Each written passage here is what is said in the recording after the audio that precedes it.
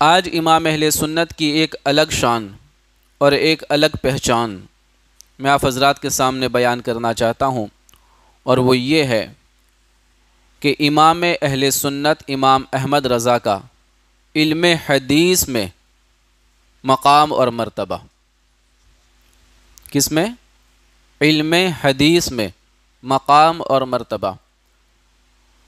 دیکھیں، قرآن کریم کے بعد سب سے افضل اگر کوئی بات ہے تو وہ حضور کی بات ہے، اور حضور کے قول، حضور کے فعل، اس کو حدیث کہا جاتا ہے۔ مصطفیٰ کریم کے دیوانوں، تو حدیث، یہ علم حدیث رکھنے والے یقیناً دنیا کے اندر بڑے معزز ہوئے۔ اسی لیے کہتے ہیں فلاں محدث ہے، فلاں شیخ الحدیث ہے، فلاں حافظ الحدیث ہے۔ تو یہ جو بہت بڑے بڑے اونچے درجے ہیں، جو ہزاروں لاکھوں میں کوئی آپ کو ایک دیکھنے کو ملے، بہت اونچے درجے ہیں۔ مصطفیٰ کریم کے دیوانوں، تو علم حدیث میں امام کا مرتبہ کیا تھا اور مقام کیا تھا؟ میرے امام کو اللہ نے وہ طاقتیں اور صلاحیتیں عطا فرمائی تھی کہ تقریباً 100 سے زیادہ سبجیکٹ پر آپ نے قلم چلایا، اور ہر سبجیکٹ کے اوپر، ہر وشے کے اوپر آپ نے ایسا قلم چلایا کہ دنیا دنگ رہ گئی۔ اللہ نے آپ کو ایسا فضل و کمال عطا فرمایا تھا۔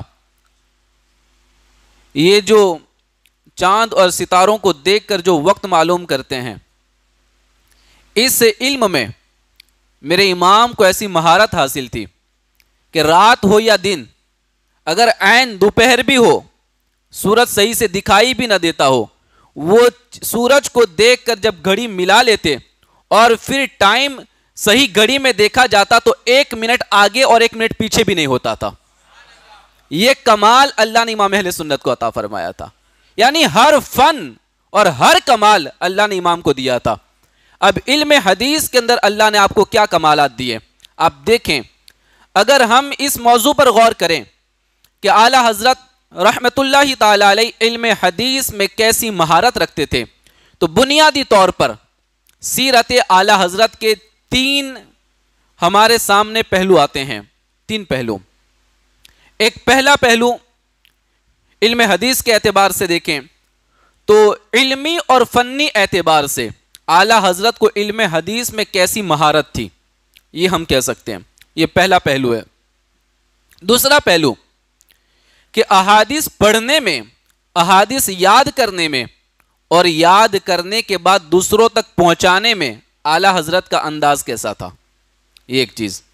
اور تیسرا پہلو کہ آقا کریم صلی اللہ تعالی علیہ وسلم سے احادیث پر عمل کرنے میں اعلی حضرت کا انداز کیسا تھا، یعنی جو حدیثیں تھیں، حضور کا فرمان تھا، اس پر عمل کرنے میں امام اہل سنت کا انداز کیا تھا۔ ان 3 چیزوں پہ ہم غور کریں تو پتہ چلے گا کہ امام اہل سنت علم حدیث میں کتنا بڑا مقام اور مرتبہ رکھتے ہیں۔ مصطفیٰ کریم کے دیوانوں، حدیث پاک کے درجات ہیں، الگ الگ کیٹیگریز ہیں۔ حدیث پاک کا معنی اور مفہوم سمجھ میں آ جائے، حدیث پاک سے علم کی باتیں نکالنا، حدیث پاک سے مسائل نکالنا، یہ ساری الگ الگ مہارتیں ہوتی ہیں۔ مصطفیٰ کریم کے دیوانوں، وہ عالم دین جنہوں نے باقاعدہ علم حدیث کو سیکھا اور احادیث کریمہ کو سمجھا، اسے یاد کیا، اور اسے یاد کرنے کے بعد اس میں مہارت حاصل کی، اور پھر ان سے ان احادیث کو لوگوں تک پہنچایا، تو ان تمام طبقات کے اندر علماء کرام کے الگ الگ درجے ہیں۔ کسی کو محدث کہا جاتا ہے، کسی کو حافظ الحدیث کہا جاتا ہے، کسی کو حجت کہا جاتا ہے، اور کسی کو شیخ الحدیث کہا جاتا ہے۔ یہ الگ الگ درجے ہیں۔ اور پھر ان علماء میں ایک درجہ یہ ہے جس کو امیر المؤمنین فی الحدیث کہا جاتا ہے۔ امیر المؤمنین فی الحدیث، اس کا کیا مطلب ہے؟ تو فرمایا گیا کہ علم حدیث کا وہ عالم جو اپنے زمانے کے اندر پوری دنیا کے اندر جو مہارت رکھتا ہو اور تمام سے ارفع و اعلیٰ ہو، اس بندے کو امیر المؤمنین فی الحدیث کہا جاتا ہے. بلند آواز سے کہیں نا. کچھ سیکھنے والی باتیں، ورنہ مجھے بھی قصے کہانیاں سنانا بہت اچھا آتا ہے، میں بھی سنا سکتا ہوں. مصطفیٰ کریم کے دیوانوں، تو امیر المؤمنین فی الحدیث جو پوری دنیا کے اندر تمام علماء میں علم حدیث میں سب سے زیادہ مہارت رکھتا ہو، اس بندے کو کہا جاتا ہے. تو الحمدللہ اعلی حضرت عظیم البرکت مجدد دین و ملت الشاہ امام احمد رضا جس طرح اپنے زمانے کے سب سے بڑے مفتی تھے، جس طرح اپنے زمانے کے سب سے بڑے مفسر تھے، جس طریقے سے وہ اپنے زمانے کے سب سے بڑے صوفی تھے، جس طریقے سے وہ اپنے زمانے کے سب سے بڑے سائنسدان تھے، اسی طرح اعلی حضرت اپنے زمانے کے اندر امیر المؤمنین فی الحدیث بھی تھے.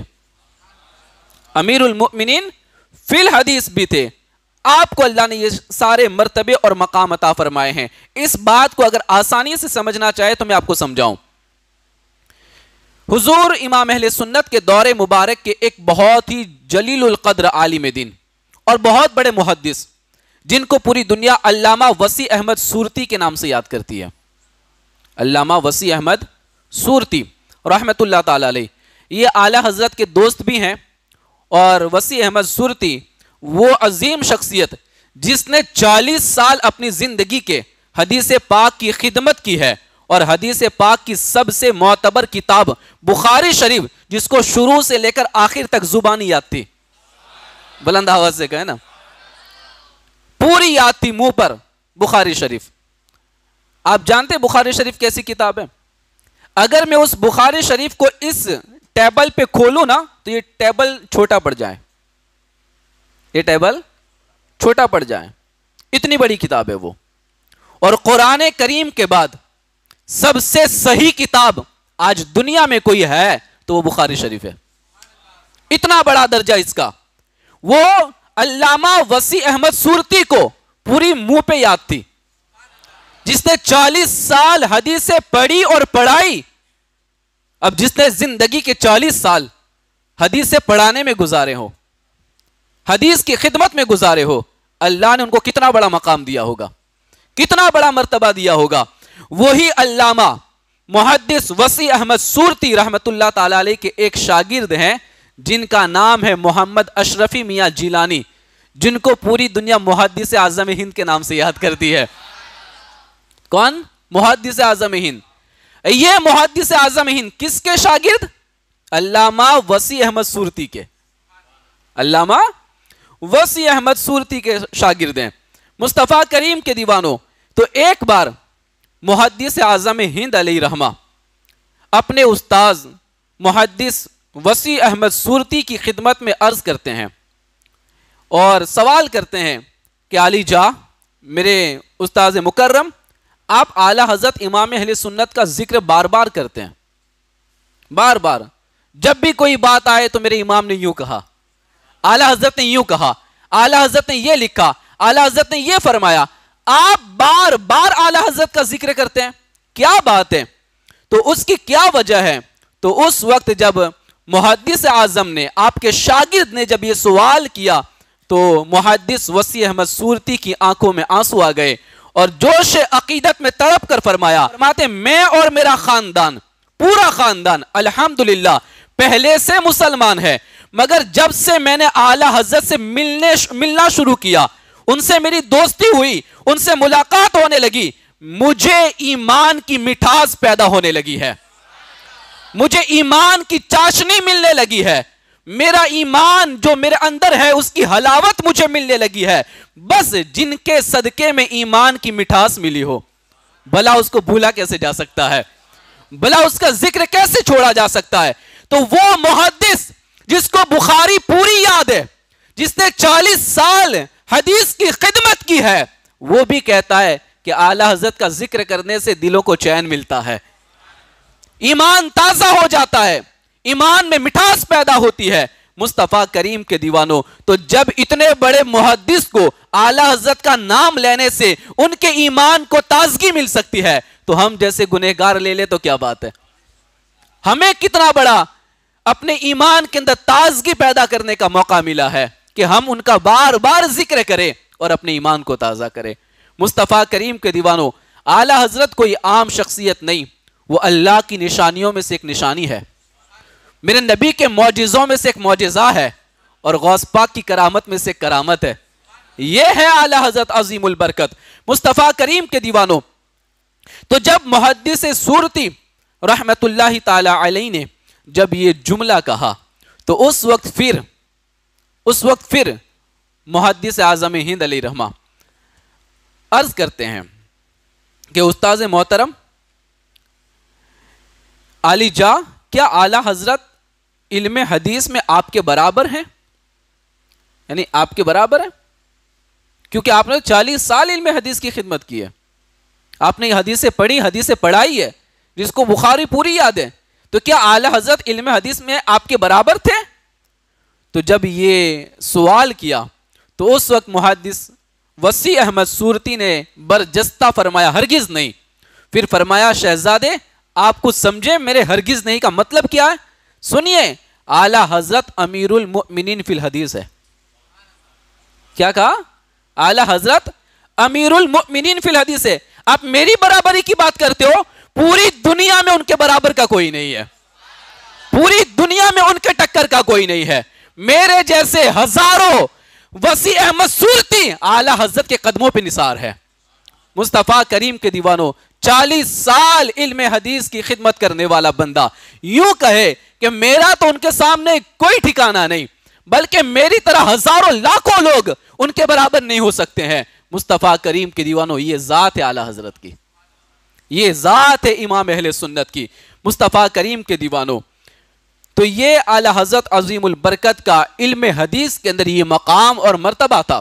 آپ دیکھیں، علم حدیث کا ایک قاعدہ ہے، ایک اصول ہے، اور وہ قاعدہ یہ ہے کہ محدثین کرام اپنے شاگردوں کو یا جن کو حدیث پاک بیان کریں ان کو سند حدیث کی اجازت دیتے ہیں. یعنی وہ بندہ اپنی طرف سے وہ حدیث روایت کر سکتا ہے، اس کو سند حدیث کہتے ہیں. اور یہ اصول ہے کہ جس کو یہ اجازت حاصل نہ ہو وہ اس حدیث پاک کو اپنی سند سے بیان نہیں کر سکتا. اپنی سند سے اگر حدیث بیان کرنی ہو تو اس بندے کو کسی محدث سے اس کی اجازت ہونا ضروری ہے، بغیر اجازت کی کوئی حدیث بیان نہیں کر سکتا. مصطفیٰ کریم کے دیوانوں، یہ اصول ہے. آپ جانتے ہیں حدیث کا مقام اور مرتبہ کیا ہے؟ حدیث کیسے بیان کی جاتی ہے؟ حدیث سننے کا بھی انداز کیا ہونا چاہیے؟ امام مالک رحمت اللہ تعالی علیہ بہت بڑے محدث ہیں نا. آپ نے کئی سالوں تک مدینہ طیبہ میں مسجد نبوی میں بیٹھ کر حدیثوں کا درس دیا ہے. جو نبی کے روزے کے پاس بیٹھ کے حدیث سنا رہا ہو اس کا عالم کیا ہوگا؟ یہ امام مالک، ان کے پاس لوگ سوال کرنے بار بار آتے تھے. اتنے بڑے امام تھے تو دنیا بھر سے لوگ سوال کرنے آتے تھے.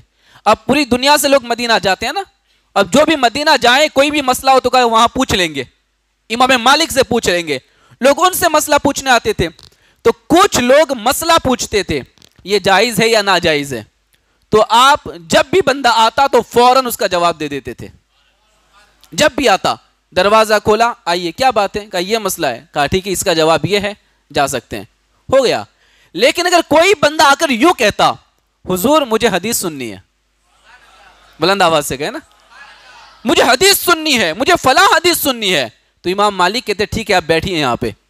اس کو بٹھانے کے بعد امام مالک غسل کرنے جاتے، غسل کر کے لوٹتے، نیا لباس پہنتے، امامہ شریف باندھتے، خوشبو لگاتے اور پھر ایک مسند بچھاتے اور اس مسند پر بیٹھ کر پھر کہتے کون سی حدیث سننا چاہتے ہو؟ مصطفیٰ کریم کے دیوانوں، کسی نے پوچھا حضور یہ کیا بات ہے؟ بڑے لوگ سوال کرنے آتے، مسئلہ پوچھنے آتے، فوراً جواب دے دیتے، اور حدیث کی باری آتی ہے تو غسل کرتے، نیا لباس پہنتے، عطر لگاتے، امامہ باندھتے اور پھر مسند پر بیٹھ کے حدیث سناتے. کہا کہ وہ تو مسئلہ ہے، دیکھتے نہیں یہ بات کس کی ہے؟ یہ بات تاجدار کائنات کی ہو رہی ہے نا، یہ حدیث مصطفیٰ جان رحمت کی ہے نا. تو حدیث بیان کرنے کا مقام یہ ہے، حدیث سنانے کا انداز یہ ہے، اور سننے والوں کو بھی باادب ہونا چاہیے. سننے والے بھی سنے تو پتا چلے کہ میں کس کا کلام سن رہا ہوں. میں اپنے نبی کا کلام سن رہا ہوں, میں اپنے نبی کا فرمان سن رہا ہوں. مصطفیٰ کریم کے دیوانوں, تو علم حدیث کا یہ اصول ہے کہ جب تک محدث اپنے شاگرد کو یا جس سے حدیث پاک بیان کی ہے ان کو سند حدیث کی اجازت نہ دے, وہاں تک وہ اپنی سند سے حدیث بیان نہیں کر سکتے. یہ اصول کی بات ہے, اور اسی اصول کی تفصیلات ہیں, اور اس کے اندر بہت ساری تفصیلات بھی ہیں جنہیں علماء کرام ہی بہتر سمجھ سکتے ہیں, سب بندے لوگ نہیں سمجھ سکتے. تو جب میرے امام حج کے لیے گئے نا, میرے امام جب دوسری مرتبہ حج پہ گئے تو بیداری کے عالم میں جاگتے ہوئے حضور کے روزے کے سامنے بیٹھے ہیں, حضور کا جلوہ دیکھا ہے. یہ میرے امام کی ذات ہے. مصطفیٰ کریم کے دیوانوں, تو میرے امام جب دوسری مرتبہ حج کرنے کے لیے گئے تو اعلیٰ حضرت جیسے مکہ مکرمہ حاضر ہوئے, تو آپ جانتے ہی ہیں کہ پوری دنیا میں جب حج کا موسم ہوتا ہے تو دنیا بھر سے لوگ آتے ہیں, پوری دنیا سے بڑے بڑے عالم آتے ہیں. کوئی ترکی سے بہت بڑے عالم آئے, کوئی ملک شام سے بہت بڑے عالم آئے, کوئی ہندوستان سے بڑے عالم دوسرے گئے, کوئی الگ الگ ملکوں سے بڑے بڑے عالم مکہ مکرمہ پہنچے. اور پھر جب کسی کو پتا چلا کہ بریلی سے امام احمد رضا بھی آئے ہیں, بلند آواز سے کہے نا, بریلی سے امام احمد رضا بھی آئے ہیں, تو پھر تو کیا دیکھنا تھا, دنیا بھر کے سارے بڑے بڑے علماء, سارے بڑے بڑے علماء ہاتھ باندھ کر میرے امام سے ملاقات کر رہے ہیں. اب جانو کہ میرے امام کا مرتبہ کیا ہے جب دنیا بھر کے علماء بھی جس کے سامنے ہاتھ باندھ کے کھڑے ہوتے ہو, ہاتھ باندھ کے کھڑے ہوتے ہو.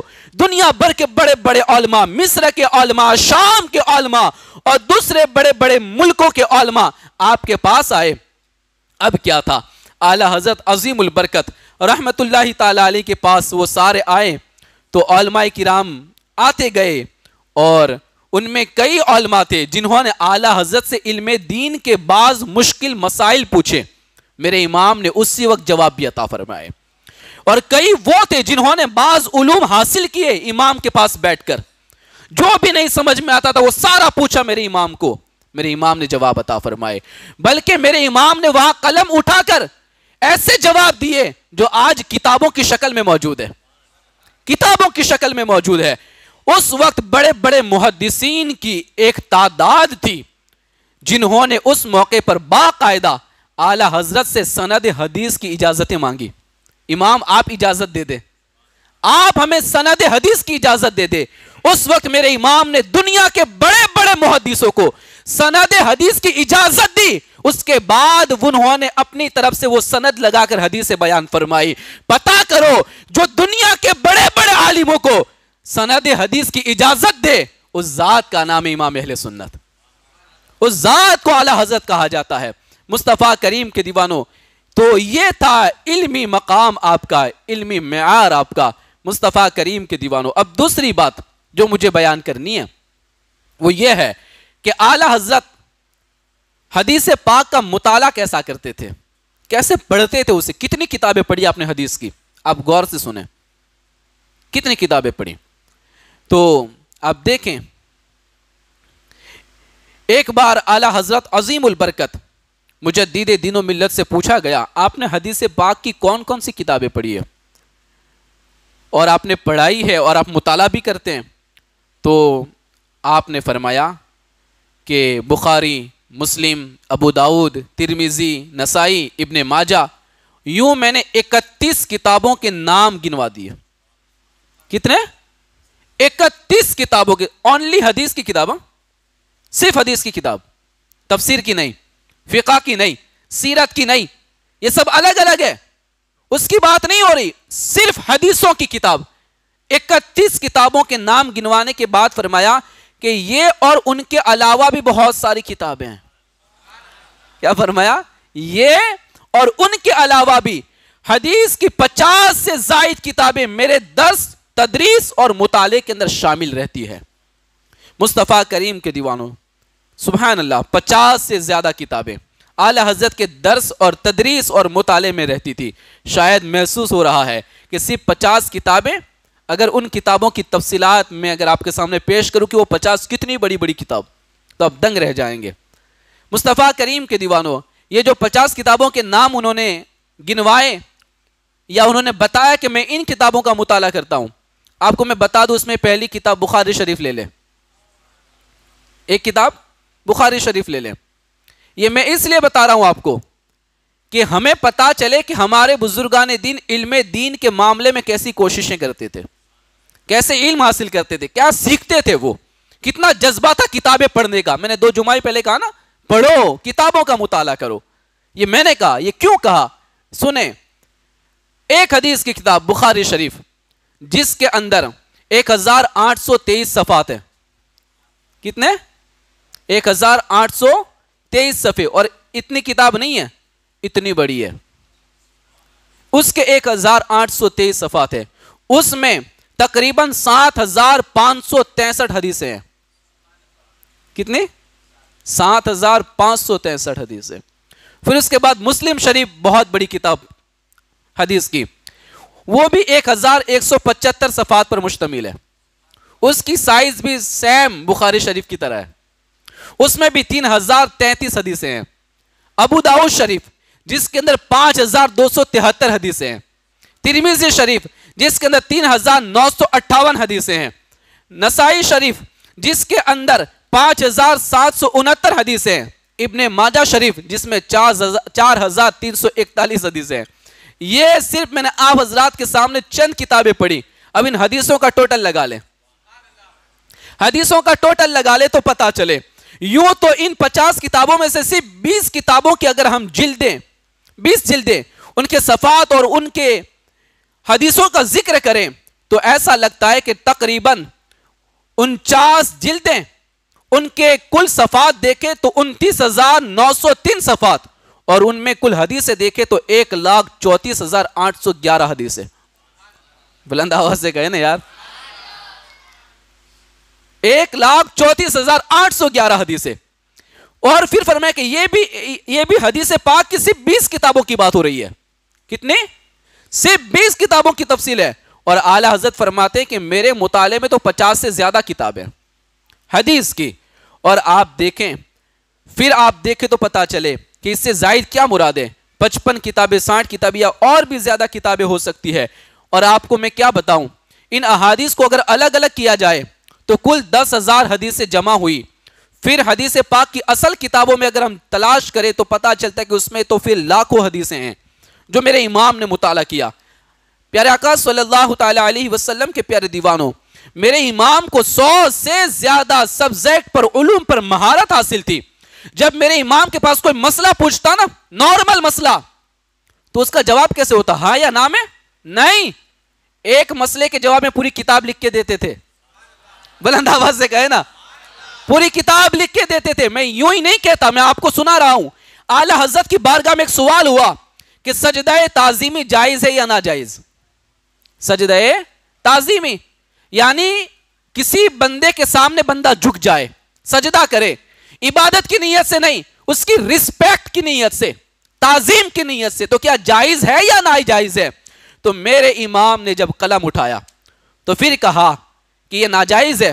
تقریباً 40 احادیث کریمہ اس میں لکھ دی اور بتا دیا کہ سجدہ تعظیمی ناجائز ہے، حرام ہے۔